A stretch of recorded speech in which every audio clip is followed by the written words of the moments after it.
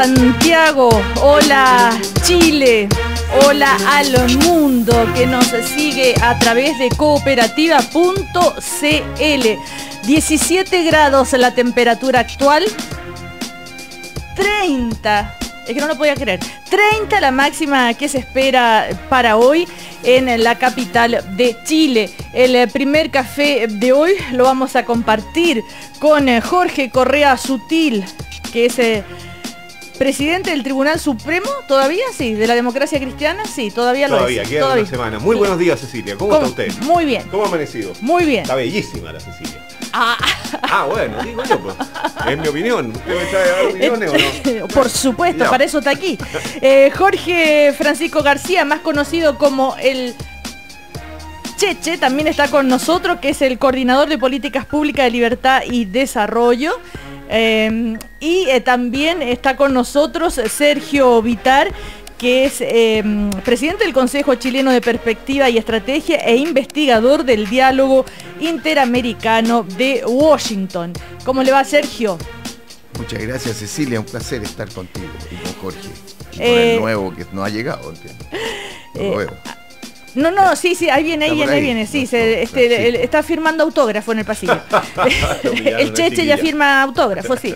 Como cada mañana nos acompaña la Universidad Alberto Hurtado. La salud de una persona está determinada por sus hábitos alimenticios y su medio ambiente, además del lugar en que se ha nacido y donde vive.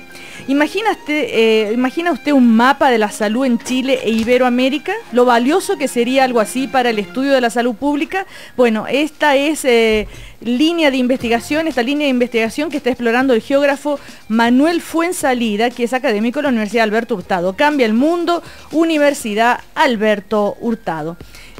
A propósito de salud, me voy a permitir yo hoy dar una noticia que me concierne directamente, indirectamente, pero que tiene que ver con la salud en general de todos los chilenos y chilenas, porque recién me acaba de llegar ya la confirmación desde el Palacio de la Moneda que mañana a las 10:30 de la mañana es la ceremonia en que la Presidenta de la República firma el proyecto de ley que se envía por fin al Parlamento, que es el proyecto de ley para el Fondo Nacional de Medicamentos, proyecto conocido como Ley Ricardo Soto.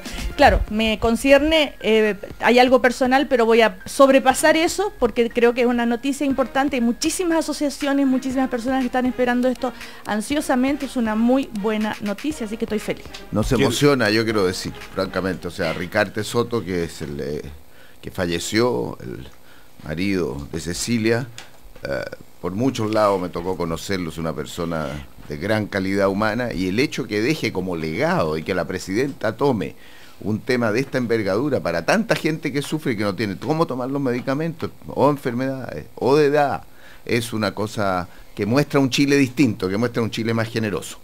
Así que... Quedémonos un segundo en la emoción, Cecilia Rogaretti. Anoche... ¿Qué te pasa cuando sabes que una ley de la República va a recibir el nombre de tu marido por la lucha persistente y generosa en favor de los demás, cuando uno atraviesa por un momento, además, porque él lo hizo estando enfermo, en que probablemente en lo que menos piensa es en el bien de todo? Por lo menos yo me imagino a mí anoche, mismo, encerrado en mí mismo, si me llega a pasar algo así. Tengo, mucho orgullo, emoción, por supuesto, me cuesta hablar del tema porque acá se mezcla una cuestión personal, pero yo pongo por encima la cuestión pública, la cuestión de las personas, y solamente, nunca se me olvida una de las frases que él acuñó de alguna manera, que decía, las enfermedades no discriminan. Son las políticas públicas de salud las discriminadoras, y eso lo podemos cambiar. Entonces, esa frase resume mucho lo que había detrás de esto, y que él haya convertido algo que era o doloroso, o difícil, o para nada positivo, en algo constructivo, no hace más que llenarme de orgullo. Acabo también de hablar con mi hija que está fuera de Chile y también muy orgullosa. Así que, pero sinceramente... A Ricardo y a ti también, Cecilia. porque tú estabas ahí sí, al pie del pero cañón. No, pero esto... Los vimos juntos y eso fue muy potente. Además, yo encuentro que es muy rápido todo, y esto, no sé, el 4 de mayo fue la primera marcha, después muere el 12 de abril del 2014 la segunda marcha, y estamos en enero del 2015 y ya se envía el proyecto de ley. Es bastante... y esto es en La Moneda mañana. Mañana, en La Moneda, en el patio Las Camelias. Así que esa noticia quería dar contenta antes de comenzar el primer café. Primera vez que me permito en este micrófono hablar de algo que... Pero insisto, esto no es personal. No es público, no total. Es personal. Pero que además ¿ya? Habla bien de Chile, Cecilia. O sea, que seamos capaces de un gasto solidario tan claramente focalizado, diría yo, en el dolor y en la necesidad de grupos que no tenían capacidad de manifestación y que no tienen capacidad de presión. Pueden tener capacidad de impresionar, pero no tienen capacidad de presión. Habla bien de Chile, así que felicitaciones al gobierno y felicitaciones a ti. Una cosa bien importante, que en la línea de lo que está diciendo Jorge: Chile tiene una característica en todas las mediciones, el individualismo exacerbado en relación a los mecanismos en que uno sienta que el otro lo ayuda en algo, y por lo tanto hay más solidaridad y más confianza entre los chilenos. Este es un proyecto que apunta a más solidaridad y más confianza. Así es. Bueno, después en el Parlamento se discutirá seguramente, pero en general el ambiente es bastante... propicio para que se apruebe rápidamente. Insisto, es un Fondo Nacional de Medicamentos para enfermedades de alto costo y las poco frecuentes. Hay que pensar en medicamentos que cuestan 5 millones de pesos al mes, 30 millones de pesos al mes, en fin, entonces como basta de completadas, basta de bingo. Y esa es la idea. Si van a tener que seguir habiendo completadas y bingo. Bueno, claro, pero en el sentido de que hay se abre un camino nuevo. Se abre un camino puede ir nuevo. aumentando después del fondo. Y a medida que van pasando al auge, van saliendo el fondo e ingresando otro. Bueno, hay todo un mecanismo, ya vamos a conocer en detalle. Yo no conozco en detalle el proyecto, tengo solamente algunas informaciones. Perdón, Cecilia, gran reflexión además respecto de nuestro debate constitucional. Porque este es el debate que hemos tenido, ¿no? Si este tipo de políticas públicas deben estar en la Constitución y los derechos consagrarse ahí, o en realidad es la vía democrática a través del Congreso en que nosotros vamos subiendo estos pisos mínimos, ¿no? Bueno, pero y ahí hay un debate muy de fondo. Pero si tú miras la Constitución, es la salud, el acceso a la salud, un derecho humano. Y cuando no hay derecho al acceso a la salud, estás de alguna manera violando los derechos humanos. La pregunta es cómo se implementa ese la ley o los jueces. Yo diría, ese es como el debate que nos divide a los constitucionalistas. Claro, esta es la solución al menos de un problema, por supuesto, son tantos los problemas. En fin. Bueno, y otros temas de actualidad, no sé por dónde quieren partir, si por Chile, si por lo que pasó en Francia. Hablemos de fútbol. De fútbol ya. En esta semana no. Y en este momento además se está dando a conocer, tengo entendido, la encuesta DIMARC, la aprobación de la presidenta Bachelet en diciembre es de 40%, y esta es, a ver dónde está aquí las cifras, la aprobación del gobierno... Es un 40%, acá está, que me la acaban de pasar. La desaprobación un 53%. Y es el peor resultado hasta la fecha. Hay quienes dicen que en La Moneda misma se han hecho encuestas internas y que la curva estaría cambiando, ¿no?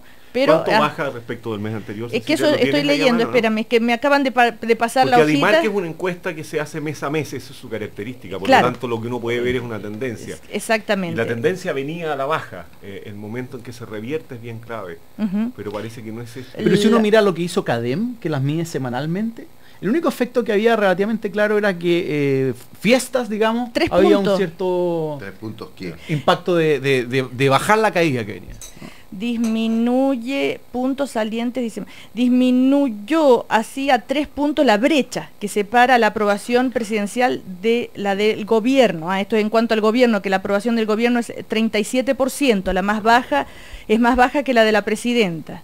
los atributos siguen los mismos en ya tendremos alto. La comparativa, ¿no es cierto? Claro, ya voy a tener más detalles, son las primeras informaciones que tengo, y además me pasaron un papel, la impresión así rapidito, y está una letra ilegible, pero ya lo vamos a tener bueno, son como dicen, las encuestas mensuales, y es la información de este minuto. Pero la reforma a la educación, ¿qué pasa?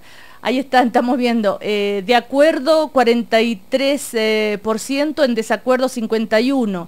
La reforma tributaria, de acuerdo 42%, 47% en desaprueba. En fin, y 42% tenía la presidenta de aprobación en noviembre, y hoy día 40%. Déjame dar una. Okay. Yo quiero decirte que los antecedentes de estas bajas venían dándose, por lo que sé, por encuestas de La Moneda antes. Sí. O sea, que se sabía cuál era la tendencia. Que había, y cuando hay en un país reformas de esta envergadura, generalmente se suscitan dificultades, porque los que se oponen a los beneficios que pierden reaccionan de inmediato, los que se favorecen no se percatan hasta tiempo más largo. De manera que, pero también ha habido problemas de manejo de estas dos reformas. Ahora, lo que sí quiero decir es que las tendencias del 2015 yo las veo positivamente, tanto en el mejoramiento de la situación económica, punto uno, en el manejo de las reformas. Quiero decir que la reforma laboral demuestra una forma de hacer reformas, a mi juicio, corrigiendo tendencias anteriores. Aquí ha habido un diálogo más abierto, ha habido más conocimiento de la opinión pública, un respaldo más importante, un apoyo a los trabajadores, se ha hablado con los empresarios, de manera que en la medida que esto se haga más dialogante, más amplio, conversando con una economía que va a ir mejorando respecto de lo que está, creo que, y a medida que salga el proyecto laboral, que ya está en el Parlamento, el de educación va a salir, espero, en enero o en marzo, el electoral va a salir ahora. Creo que Chile entra en un terreno en que podemos redefinir prioridades, bajar incertidumbre y seguir avanzando en reformas que eran indispensables. Yo soy optimista del 2015 y creo que es la actitud que los chilenos debemos tener, en vez de estarnos quejando y atender a problemas más graves como lo que ha pasado con la UDI, con Penta, con la corrupción que hay ahí, que creo que eso daña mucho más al país a largo plazo que las reformas que son indispensables ahora. Jorge Correa Sutil. Yo quiero compartir con Sergio Vitar que a mí me parece que la reforma laboral se ha hecho de una manera significativamente distinta a cómo se habían hecho las restantes reformas, y que por lo mismo tiene o aparece con un mucho mejor apronte. Con un apronte donde las cosas están hechas con más finura y donde los mensajes se pueden hacer más sencillos y más fáciles de transmitir. Yo creo que los problemas de las anteriores normas, si sufrieron problemas comunicacionales, es porque de alguna manera las ideas fuerza no estaban suficientemente claras. Pero ojalá, Sergio, fuese una tendencia uniforme. Yo quisiera que así fuera, pero no la veo. Cuando veo una iniciativa destinada a la elección de los intendentes, sin que ésta vaya acompañada de las prerrogativas que se le van a entregar, me parece que es un gesto más que una política, y me parece que es un gesto que indica frivolidad. No es posible pensar en una regionalización si no se piensa en las atribuciones que van a tener las autoridades electas.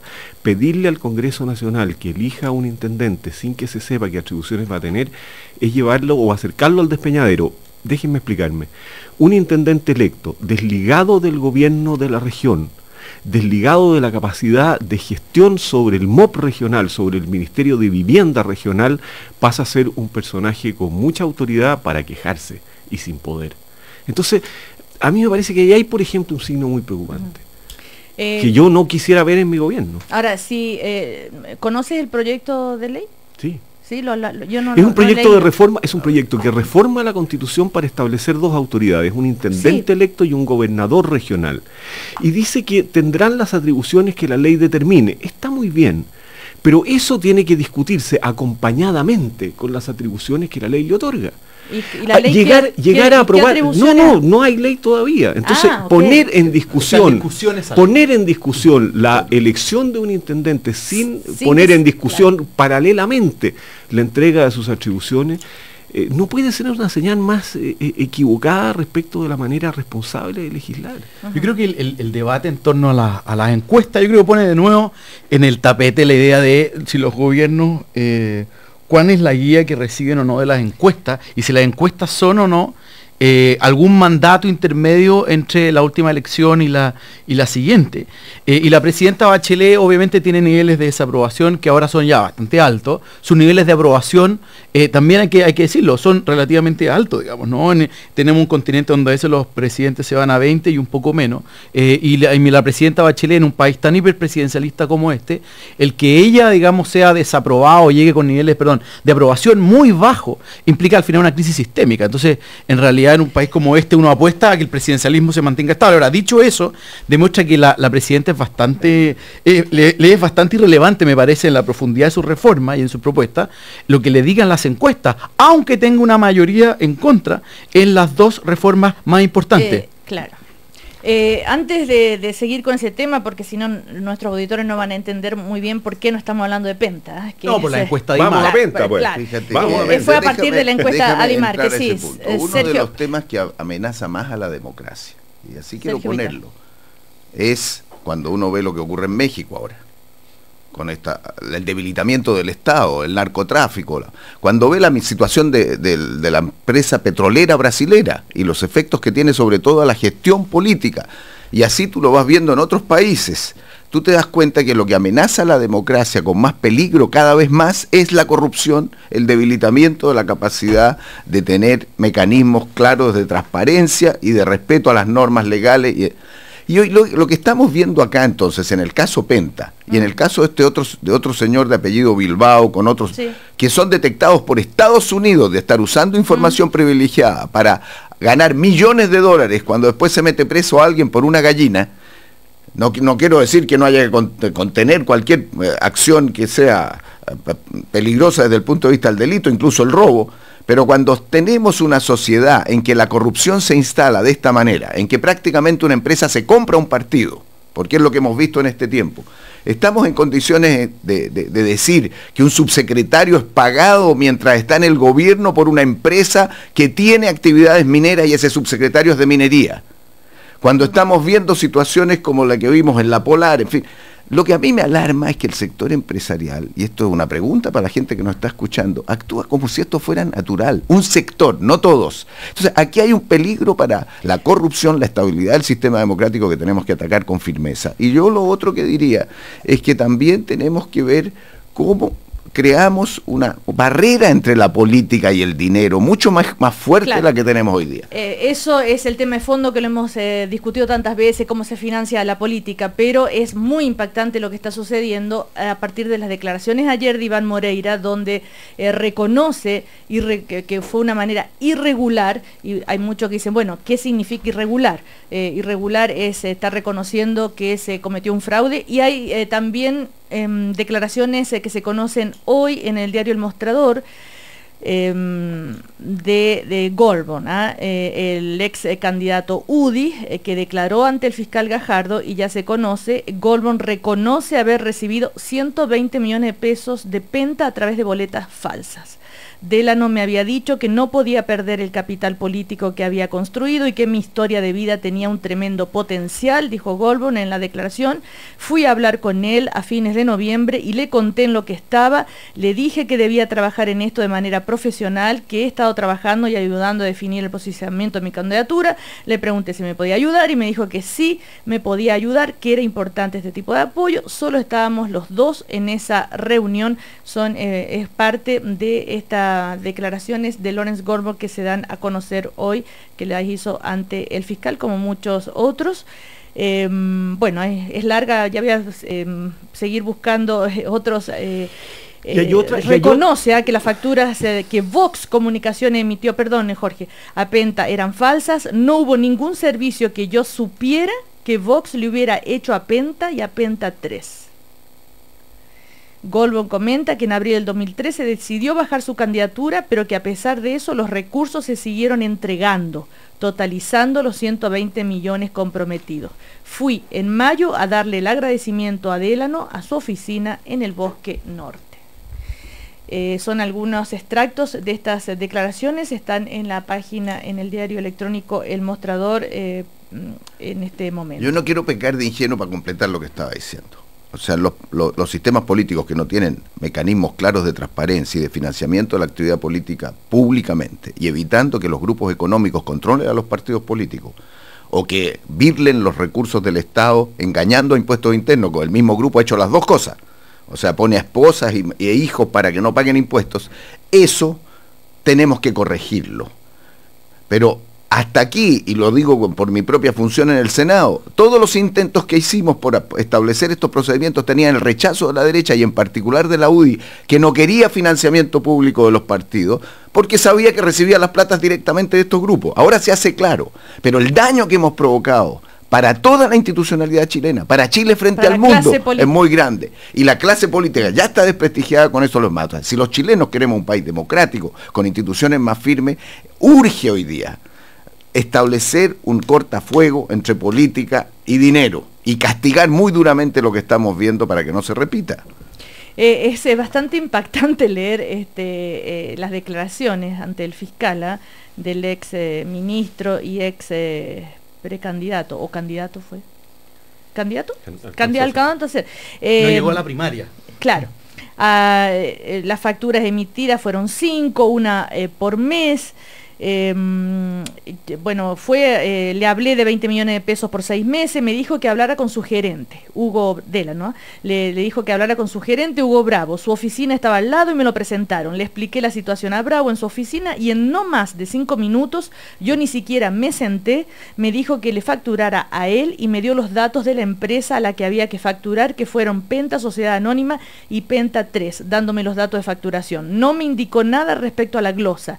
Yo le dije a Gabriel, que era su persona de asesora, pues que trabajaba con él, que facturara por asesoría. Días después yo fui donde Lotols y le dije que había que facturar a esas empresas por 20 millones mensuales. Reconoció que, como decíamos, eran falsas, no hubo ningún servicio. Comenta que en abril de 2013, bueno, lo que ya les conté, que decidió bajar. En fin, es un nivel de detalles, como se hace normalmente cuando se declara ante un fiscal, ¿verdad? Como los que conocimos los correos electrónicos el fin de semana pasado y las declaraciones ayer del senador Moreira. A ver, Cheche, José Francisco García, ¿qué opinas tú? El daño que se le hace a la UDI, la reacción de la UDI como partido, que parece que porque se desmarca un poco, critica de alguna manera Moreira ayer la manera en que Silva había dicho, bueno, esto es como la teoría del empate, esto hay que verlos a todos, etcétera, etcétera. Él dice, no, yo reconozco aquí hubo un error y no voy a hacer esto del empate, y esto está provocando un ruido al interior de la UDI. Y en general, ¿no? A la alianza, ¿cuánto le pega esto? Bueno, yo creo que es bien brutal, digamos, ¿no? Se trata de una acusación grave en un sistema democrático. Las reacciones que están teniendo los parlamentarios, al igual que están teniendo los controladores de Penta, me parece siempre son explicables en el entendido de que se están jugando con figuras penales. O sea, ya en realidad acá me parece las lealtades políticas quedan de lado, y por lo tanto uno mira simplemente el tratamiento que cada uno va a enfrentar frente a la justicia, y me parece que lo de Moreira va en esa línea. Además que las personas que ya están empezando a retractarse de cosas que dijeron en el pasado, tienen además, me parece, están actuando sobre seguro, que el problema es el siguiente, ¿no? Más allá de la arista tributaria. En la arista política, las posibilidades de que existan finalmente sanciones penales con penas privativas de libertad son cercanas a cero, y me parece que eso está generando que se coopere con las investigaciones del fiscal. Ahora, dicho eso, yo creo que estamos viviendo solamente la primera parte de una obra que tiene unas 3 o 4 partes más. Yo tengo entendido que el fiscal ya está comenzando a investigar o tiene información respecto de 3 otras empresas. Entonces, si uno dice, mira, en realidad este es un problema que afecta... Bueno, hay empresas del retail también que están... Como lo plantea Sergio, este es un problema que me parece que Sergio además lo plantea en términos muy pequeños, porque yo creo que aquí realmente estamos con la punta del iceberg. Sergio lo trata de aislar políticamente, y yo creo que lo que se viene ahora, si prosperan las investigaciones del fiscal, es que se avance hacia más empresas Y eso es lo que a mí además me genera una cierta sensación de por qué la nueva mayoría está actuando de manera, los parlamentarios por lo menos, de manera tan prudente. Porque lo que probablemente va a pasar es que con nuevas empresas simplemente pase lo que va a tener que pasar, digamos, que es que sean muchas las boletas y muchas las campañas, no solamente digo de partidos de la nueva mayoría, probablemente de otros partidos de la centro-derecha, los que se vean expuestos, digamos. Y creo que por eso que el estándar con el que en este momento se enjuicia la UDI, esta dureza con la que lo estamos tratando, me parece que en el fondo vamos a tener que mantener en los próximos 2 o 3 meses, porque esto es algo que recién está comenzando. Pero esa es la teoría del empate. Si la diferencia entre nuestras dos perspectivas es la siguiente: si le toca a gente de la nueva mayoría, yo digo exactamente lo mismo. Me parece muy bien, Sergio. Me parece exactamente lo mismo. Aquí lo que está en riesgo es la democracia chilena, la capacidad de convivir, tener un sistema limpio que no se nos corrompa. Ese es el punto clave. Y hoy día, si estamos viendo esto, lo peor que puede ocurrir es decir, esperemos a ver si hay más empresas para que salten los demás. Si pegamos aquí fuerte, vamos a pegarle a los otros fuerte. Pero acá el problema principal. Yo imagino que tú quieres que el fiscal investigue todo. No, pues, y como dijiste que no eres inocente, sino obviamente todos entendemos que las boletas se distribuyen normalmente. Eso nos dirían los sociólogos y los económistas. Absolutamente. Y además quiero decir otra cosa. A mí me tocó como presidente de partido, antes que saliera la ley que financiaba las campañas, salir a buscar dinero. Hay que reconocerlo. Ningún político ha podido financiar campañas en un sistema que estaba prohibido el financiamiento público, porque si no la derecha tiene todos los dineros del mundo y la gente que está a la izquierda no. Entonces, ¿cuál es el punto? Tiene que haber, como en Estados Unidos, en todos los demás países, sistemas de financiamiento de la actividad pública, transparencia, fiscalización de los partidos, del control del... Eso es lo que tenemos que mejorar. Pero la pregunta es, ¿se puede pedir dinero a las empresas sin caer en el fraude al fisco? El proyecto que mandó la presidenta ahora nuevo va en la dirección de parar eso. Bueno, pero en el pasado, hasta el día de hoy, ¿se puede? ¿Se podría haber evitado hacer boletas falsas? Se podía hasta el 2005-2006 que salió la ley. Yo creo que la... Jorge Correa. Yo creo que la acusación... A eso podía pedir dinero. Sí, boletas falsas no. A eso digo, si se podría haber evitado. Era como como la nulidad antes del divorcio. Es la misma historia. No, pero acá hay un fraude al fisco. El sistema consistía en que tú tenías que gastar. Si querías ser un candidato con opciones, tenías que gastar antes de la elección más que los gastos que reconocías públicamente y fuera de tus rendiciones al CERVEL. Ese es el sistema que hoy día existe. Pero antes no había ni CERVEL, ni gasto, ni límite. Entonces vas, lo único que puedes hacer es ir a un empresario a pedir dinero. Claro. Ok, ahora, el empresario puede hacer dos cosas. Uno, decirte que sí o que no. Dos, decirte que sí a condición de que le mandes una boleta. Ahora la pregunta es cuántos políticos, cuántos candidatos ansiosos de ganar pueden resistir la condición que les pone el empleador de decirle, oye, sí, pero mándame una boleta. Y cuando le dicen mándame una boleta, el candidato sabe que está defraudando al fisco. Pero Cecilia... Pero yo quiero preguntar, es que la gente quiere saber, el empresario ¿puede pasarle dinero y no pedirle la boleta? Obvio, pues. Hoy día tiene el sistema del gasto reservado. A eso... Pero por supuesto. Bueno, entonces, eso es ilegal, obviamente es gravísimo. Pero es que ahí está el ilícito. Y pareciera que es inevitable. Pedir plata es el inevitable, el sistema pero la boleta es inevitable. Pero la boleta es obviamente un fraude al fisco agregado a esta cuestión. Y eso es lo que se está investigando penalmente, no pedir dinero. Lo que se llama falsificación ideológica. Cecilia, la acusación que Sergio le hace Sergio Vitar le hace a Sergio García, yo creo que a José Francisco García, perdón, a José Francisco García, yo creo que él le elude. El problema aquí no es la teoría del empate sobre la base de los que caigan. Los que caigan habrán de caer y muy probablemente van a caer muchos más porque, como dice José Francisco, cuando la gente llega al juzgado del crimen, deja de pensar en salidas comunicacionales y en salida de la política y en salvar su pellejo. Por lo tanto, esta cuestión va a ir creciendo y la polvareda no va a parar. Dicho eso, el problema de la UDI no es un problema, no sabemos si es el partido que más ilegalidades ha cometido en esta cuestión o al igual que el resto. Pero sí sabemos, José Francisco García, que siendo el partido que más se beneficia con el sistema actual, que ha recibido casi la mitad de los gastos reservados que se consignan en el CERVEL, y que, como dijo su expresidente, no son gastos reservados para los candidatos, o sea, lo saben. El partido más beneficiado ha sido el partido que más se ha opuesto a toda reforma destinada a poner término a esto. Entonces a mí me parece que hoy día... A los aportes reservados, ¿sí tú? A los aportes reservados, a poner financiamiento público más generosamente. Además, bajo una excusa que a mí me irrita, porque dice, no, esto es impopular.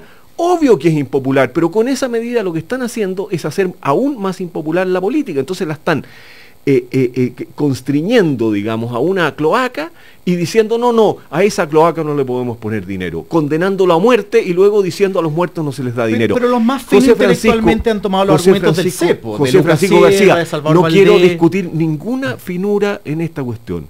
El hecho cierto, evidente y claro, que tenemos una política controlada desde los sectores empresariales, que tenemos una política donde el dinero pesa lo que la ciudadanía no puede tolerar, porque deja de ser una democracia cuando se pesa más con el dinero en la relación política. Esa cuestión hay que ponerle término. ¿Sabes por qué no estoy de acuerdo contigo, Pero ¿cómo no va a estar de acuerdo, hombre, cuando se le manda un mail por el financista de la UDI al presidente de la UDI y se le dice, a ver qué se nos ocurre para salir de esto? Desde el año 89 y hemos ganado una sola elección presidencial. No ha sido minoría. El poder del dinero del sector privado ha hecho que la derecha haya robado y ganado elecciones. No ha sido minoría. Obvio, pues. Hemos sido minoría durante 25 años, excepto en 4 años. Con el poder del dinero con suficiente poder para bloquear siempre por el poder del dinero o por otras restricciones que están en las reglas de la política, por el poder de los votos, con las reglas de la política, no el poder del dinero, con las reglas de una política heredada del gobierno de Pinochet, que hace imposible cambiar las reglas por mayoría, y con un control de suficientes votos en el Congreso Nacional para oponerse a tener un financiamiento transparente de la política y un financiamiento público de la política. Y esa cuestión es una acusación directa que hoy día cabe enrostrarle a la UDI. La UDI está buscando salidas comunicacionales. Su salida no es comunicacional, José Francisco, su salida es política. Es decidir si quiere ponerle término a un sistema que lo ha privilegiado para ir definitivamente a un sistema donde el dinero no pese tanto en la política. Tuvimos senadores designados, una vergüenza. Leyes supermayoritarias, otro legado a la dictadura que a mí no me gusta. Pero es ridículo decir que en este país, algo así como por el poder del dinero que ha sido capaz la derecha de levantar, hemos sido mayoría todos estos años, porque eso simplemente se cae ante el sentido común. Obviamente las reglas de la política, me parece, han generado, y hay mecanismos contramayoritarios en la Constitución que hoy día no son simplemente aceptables. Pero este poder excesivo del dinero, además, todo lo que nos dice la literatura y la evidencia, hoy día afortunadamente José Antonio Veragallo de manera muy sensata lo decía muy claro, toda la evidencia lo que demuestra es que las lucas al financiamiento de la política, de las campañas y de los partidos es mínima en comparación a las lucas que se gastan en el lobby. El financiamiento de la política es lo que se llama, lo que abre la puerta para que después reciban lobbyistas. No es lo mismo, porque no es el lobby indebido, pero no es lo mismo, las lucas están en el lobby, no en el financiamiento de la política. A propósito del lobby, Iván Garrido, gerente general de la minera de Délano, que decía ayer, no necesitamos de los favores ni del gobierno o de algún subsecretario, a propósito del tema del subsecretario de minería, para aprobar el proyecto. Todo esto a propósito de Dominga y en fin, y todo este proyecto minero. Y ahí también hay una entrevista bien interesante sobre los dichos de Iván Garrido, que recordemos que Délano es uno de los grandes accionistas de este proyecto minero, respecto al subsecretario, que parece que sería el primero realmente procesado. Podría ser el caso del ex subsecretario por cohecho, porque de hecho hay una querella al Consejo de Defensa del Estado. Siempre va a haber, ahí tienes todo otro argumento parecido. El primer político, por supuesto, el primer político procesado. Tener un subsecretario que mientras era subsecretario del gobierno del presidente Piñera recibía platas de una empresa que tenía un negocio con una minera. Un sobresueldo, y un sobresueldo. Con todas las letras. Lo que quiera llamarlo. Lo que quiero decir es que de nuevo es entrar a justificar que no tenía eso importancia para las decisiones de esa empresa. Si yo lo que pido es lo siguiente, no quiero atacar a nadie en particular, aunque obviamente en política uno tiene que ver dónde van las cosas duras, y ahí están centradas hoy día en un lugar, en un partido. Si lo que quiero, y a un hombre joven como García, el Cheche, no, lo digo con toda tranquilidad, al margen de la polémica de si son unos o los otros, nosotros en Chile tenemos la tendencia a culpar al otro antes de, o explicar las cosas antes de reconocer. Todos tenemos que reconocer que aquí hay una falla del sistema político chileno. Y entonces pongámonos de acuerdo en eso, arreglemos esa falla, que es una falla de que hay un desequilibrio en el financiamiento, obvio, y de eso tiene que regularse por ley. Por algo pusimos, por ejemplo, la franja de televisión, establecían condiciones básicas, que la influencia de la política sobre el dinero, sobre la política, es malo para una democracia, y todos sabemos por qué vías se pueden hacer. Establezcamos mecanismos mejores, no van a ser nunca perfectos, siempre va a existir. Eso es todo lo que estoy diciendo, y aprovechemos esto no para echarle la culpa al otro, sino para decir, ok, esta vez estamos de acuerdo todos los chilenos, los partidos políticos, levantar la legitimidad de la política y vamos a hacer esta medida. Vamos a ir a comerciales y seguimos. Solamente decirles que en el diario Cooperativa también se entrevistó al jefe de los fiscalizadores de impuestos internos, y él recuerda que el fraude tributario comenzó en el año 200010. Y que las autoridades de impuestos internos miraron para el tema, claro, o sea, que tenían antecedentes Pereira, sobre esta cuestión. Él dijo, eso es lo más grave que yo he oído en los últimos tiempos, porque no solo, este señor dice, no solo habían los ilícitos, sino que los ilícitos no se investigaron por las instituciones que debían investigarlo. Entonces, ahí hay un segundo piso de esta cuestión que es mucho más grave que el primer piso, porque la corrupción... La captura del Estado. La corrupción se extiende si los organismos públicos no funcionan en el control, o si el mecanismo de control es débil, o lo permite, que yo creo que es el problema con el financiamiento de la política.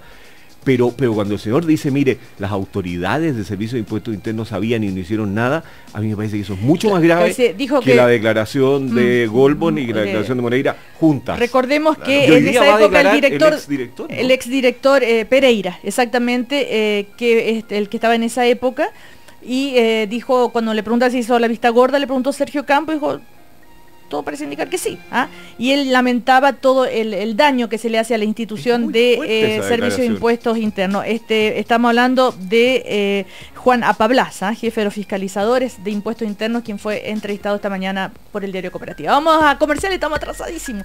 Seguimos con Sergio, con Sergio Vitar, José Francisco García y Jorge Correa Sutil.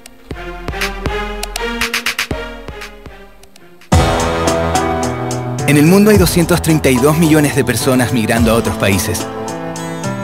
¿Cómo avanzamos en políticas integradoras? Cambia el mundo.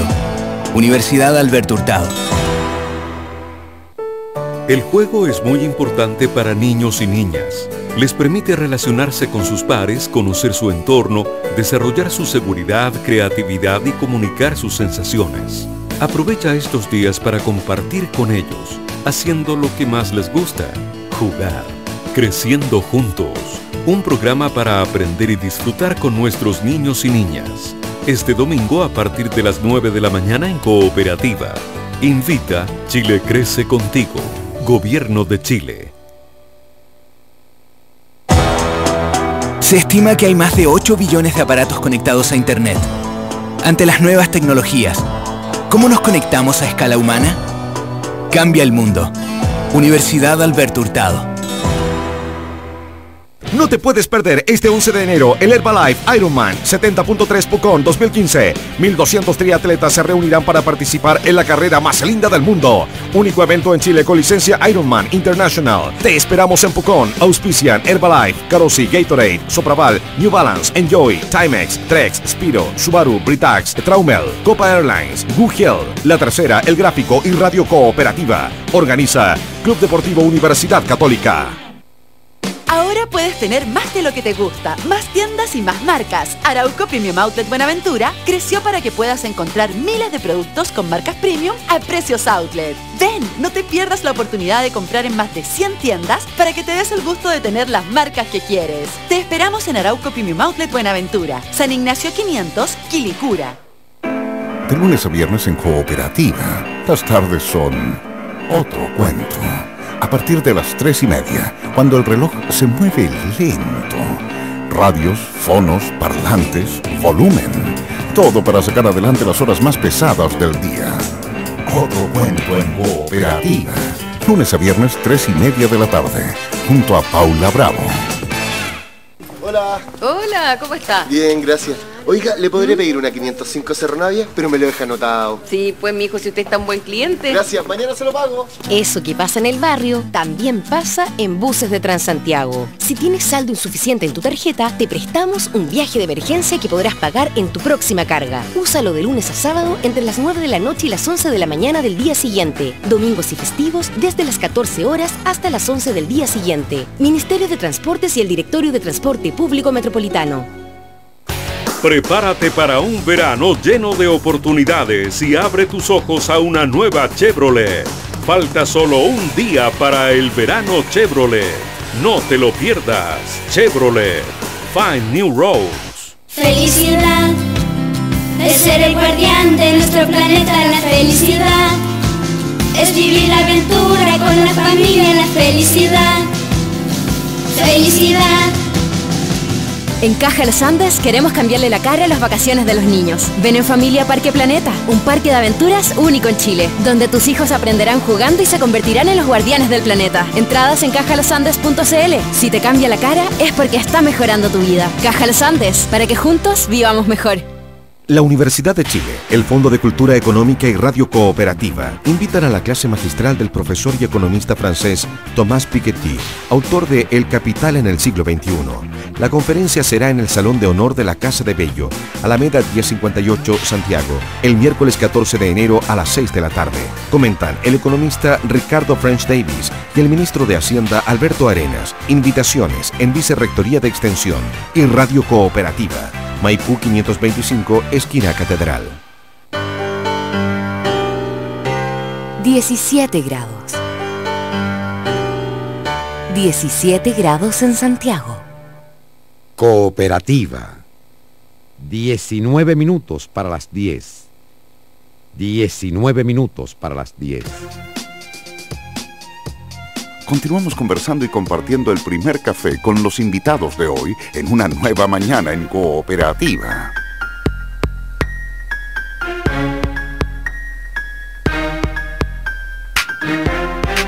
Seguimos en el primer café, estamos con Sergio Vitar, con José Francisco García, con Jorge Correa Sutil. Que quede claro, por favor, Sergio Vitar, PPD, Jorge Correa Sutil, demócrata cristiano, José Francisco García, liberal de derecha. ¿Así era? ¿El momio liberal? ¿Cómo era? Sí, yo sé que a ti te gusta decirme UDI, pero yo perdí la amistad de mucho amigo UDI cuando me fui a la campaña de Alamán. Entonces yo quiero mucho a mi amigo UDI, pero me hicieron la cruz en la UDI. A propósito de la campaña... No.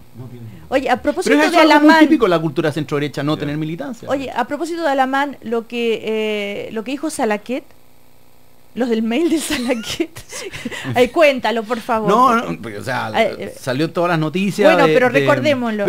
No me tocó a Joan Andrés su campaña senatorial, me tocó en la primaria. No, pero Pablo Salaquet tiene una discusión de que, obviamente, como lamentablemente el binominal es básicamente una guerra entre aliados. Sí, Salaquet tiene cuñas muy duras para tratar de dejar a Alamán como un tipo que gastó mucha plata. Claro, tenemos que, le dice al equipo, tenemos que... y ensuciarlo en el fondo frente a la ciudadanía con que se gastó toda la plata. Los mails son muy sabrosos, muy entretenidos en el fondo. Como alguien dijo, es una selfie en pelota de los políticos. Muchos de esos mails, esas declaraciones. Y hay actores que dicen, el otro día Pancho Pérez Bane me dijo, me encantaría hacer que se hiciera una teleserie y yo hacer de Hugo Bravo. O una obra de teatro, porque tiene todos los componentes en ese sentido. Esa es la parte, digamos, más anecdótica. Claro, dicharachera de algo que no tiene nada de dicharachero. Estábamos hablando antes de irnos a comerciales, ¿cierto?, del impacto político. Esto, Sergio. Yo cierro, Tomás, que nosotros tenemos que pensar siempre en nuestro país, más allá de los intereses de uno y de otro, y mirar más largo.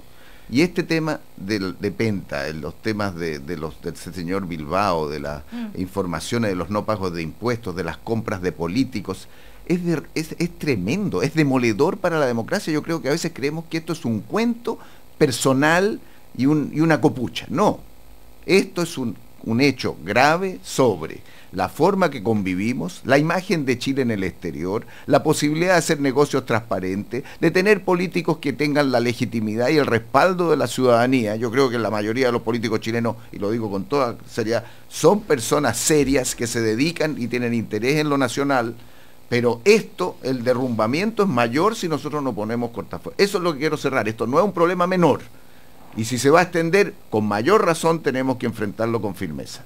Pero junto con eso, no sé si quieran seguir discutiéndolo, y yo sé que esto discutiste mucho ayer lo de Francia, yo solamente quiero decir, ¿está inmune Chile?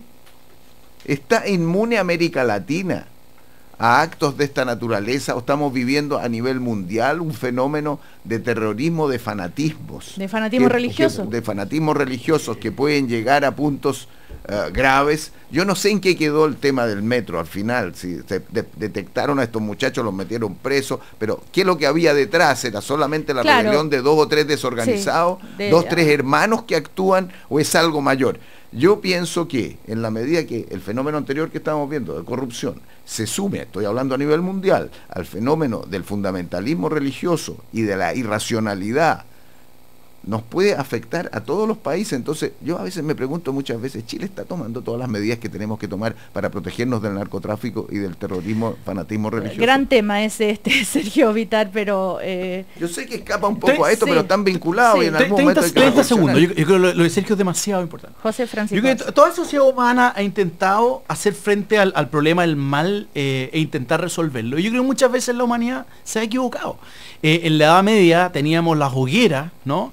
Se satanizó a las mujeres, a su cuerpo, a lo sexual, se le vinculó a lo diabólico, ¿no? Y así empezaron las hogueras en Europa, después en Salem, en Estados Unidos, en fin.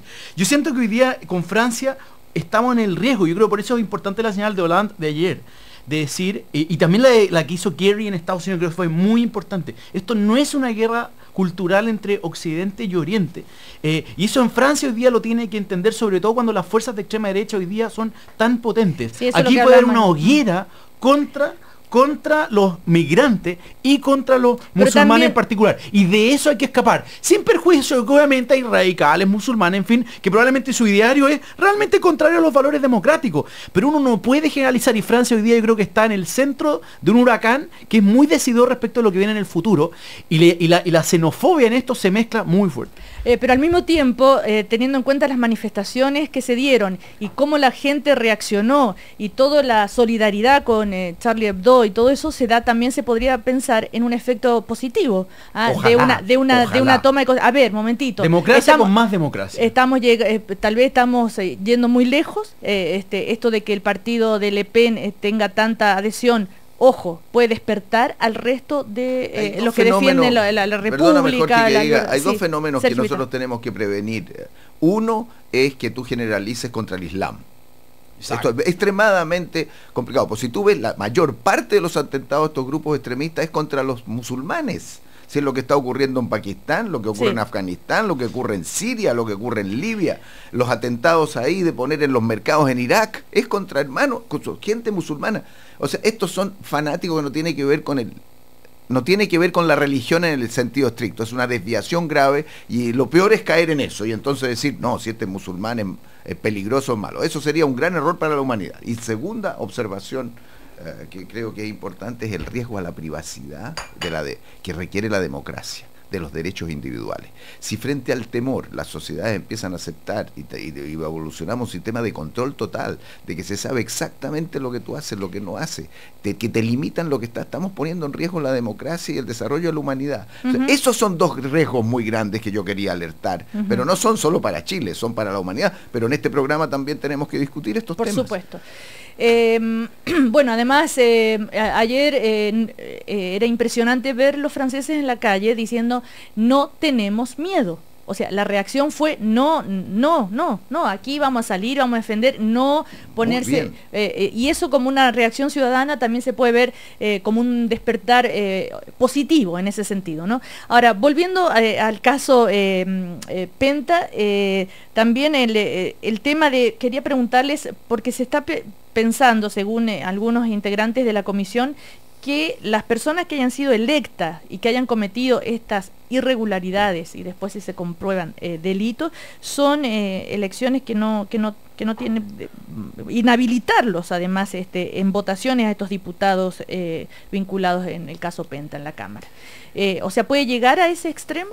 Cecilia, yo creo como Sergio Vitar que estamos en un momento harto clave en la historia de Chile.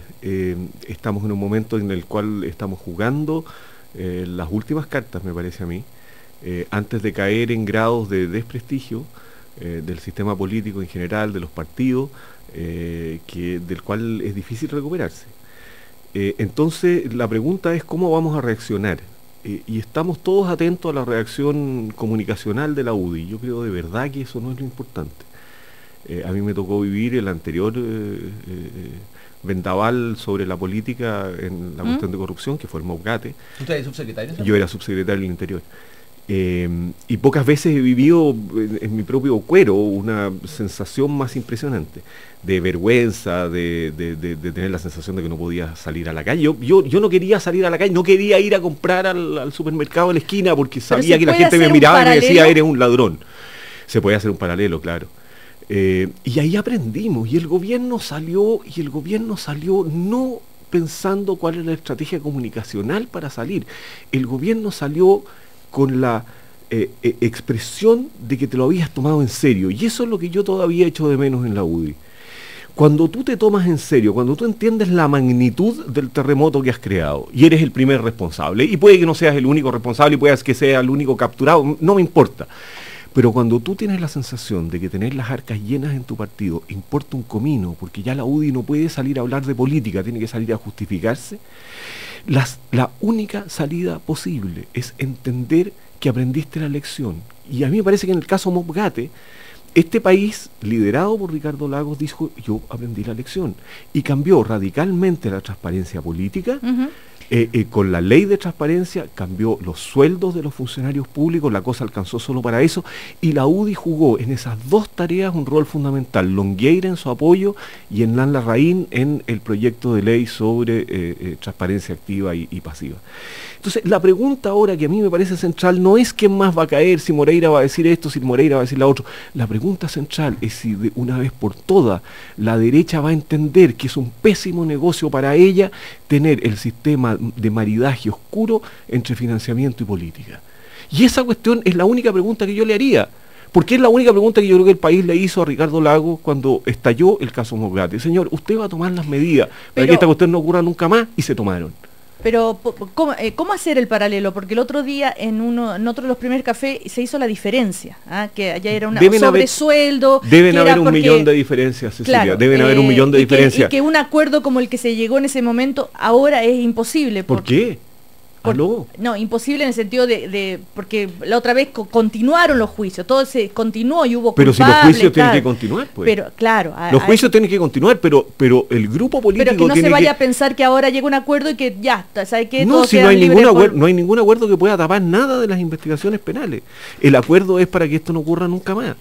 Y no ocurrió nunca más los sobresueldos pagados por el Estado, y no ocurrió nunca más la oscuridad que teníamos en las agencias públicas. Ahora, les dije yo recién, a través de Twitter, el señor Vitar poniendo una cortina de humo, sin negar la importancia que tiene el atentado en Francia. El primer atentado es penta a los chilenos. Es importante, Cecilia, lo de Francia, pero en Chile también hubo, también hubo un atentado y se desviaron. O sea, para que quede claro que a veces el auditor o la auditora puede pensar que esta especie de desconfianza, que los panelistas desvían un tema con otro tema. No es así. Es porque se considera también importante y pertinente reflexionar sobre otros temas. Buena la observación, y decir aquí para la persona que me hace esa observación, es que lo digo porque considero que es extremadamente grave lo de Francia. Sí. Y que los chilenos que están escuchando también tenemos que tomarlo en cuenta por las implicaciones para nuestro país. No es para sacarlo de Chile, es para traerlo a Chile. Pero obviamente el otro tema es fundamental.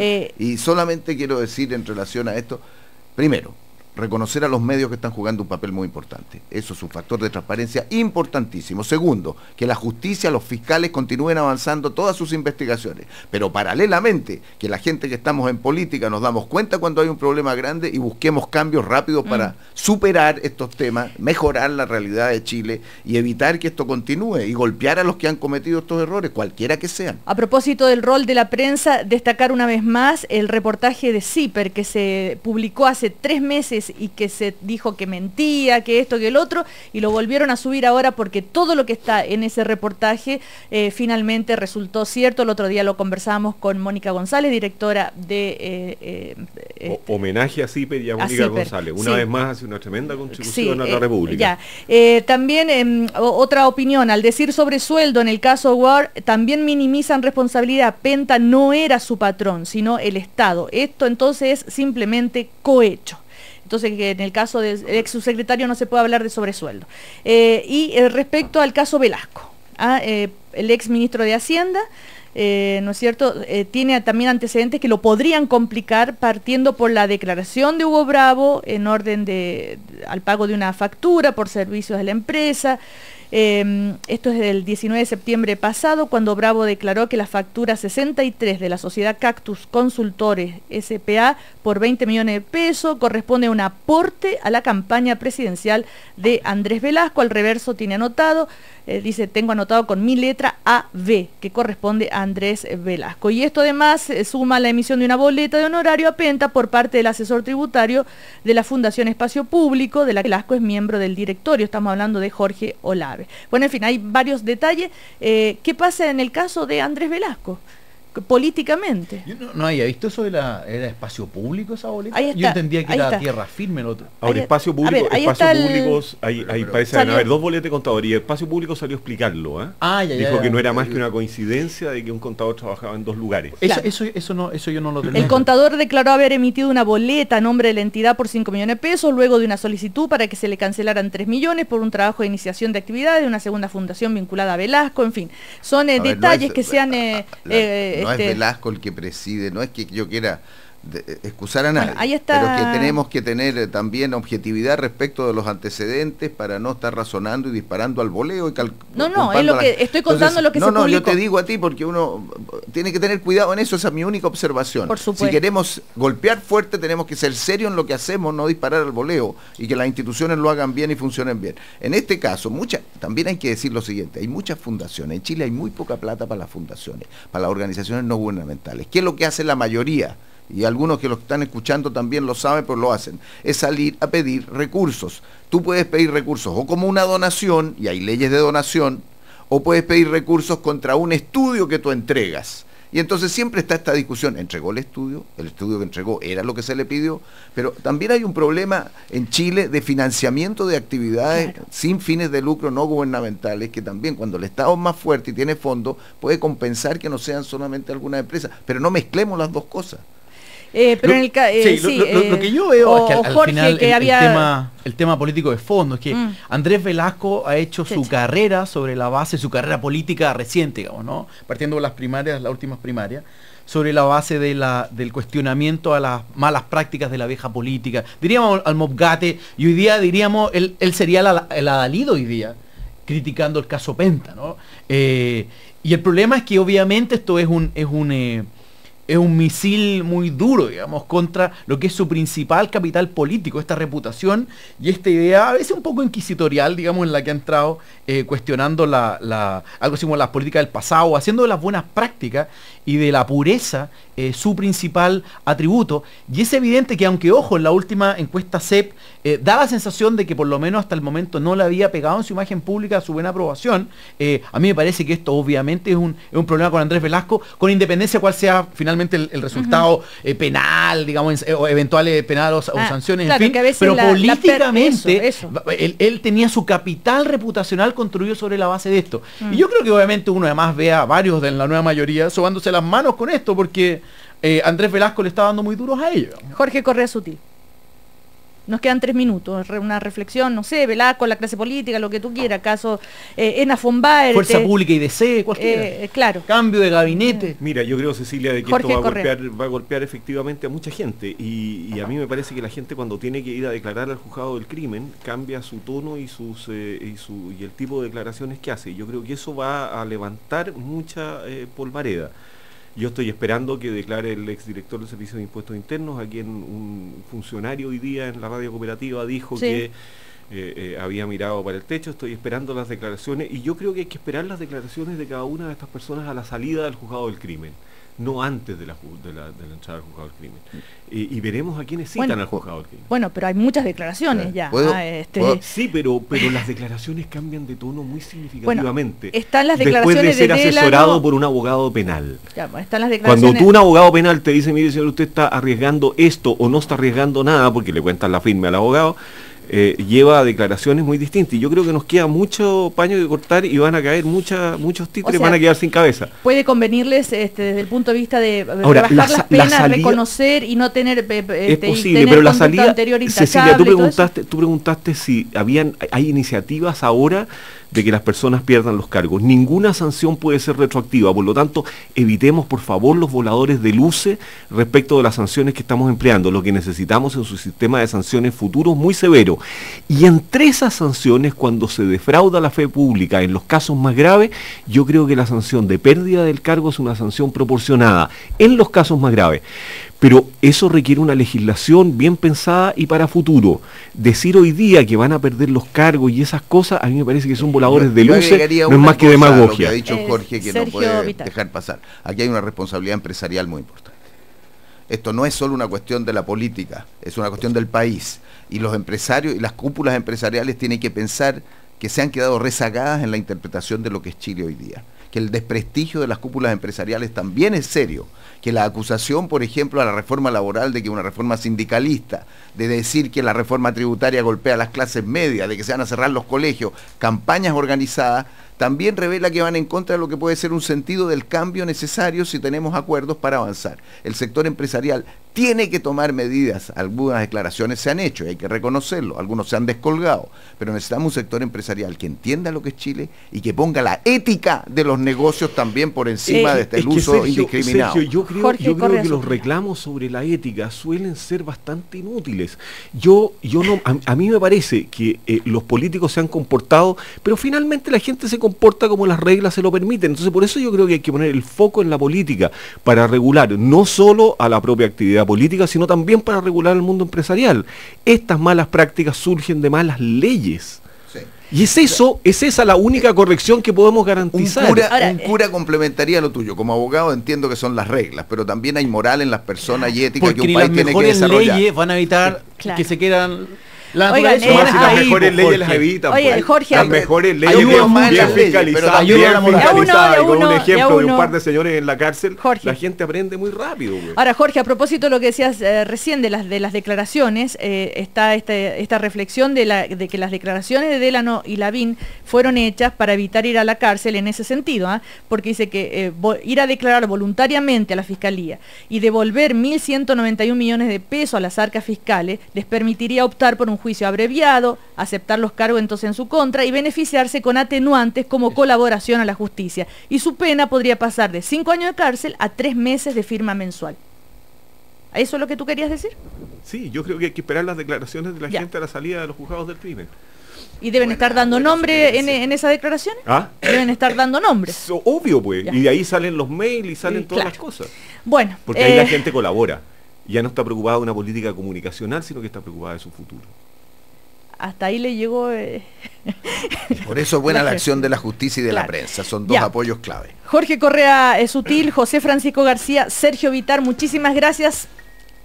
Deberíamos seguir hasta las 12. Y para lo de mañana en La Moneda. Felicitaciones por la ley Ricardo. Gracias. Que les vaya muy bien. Chau.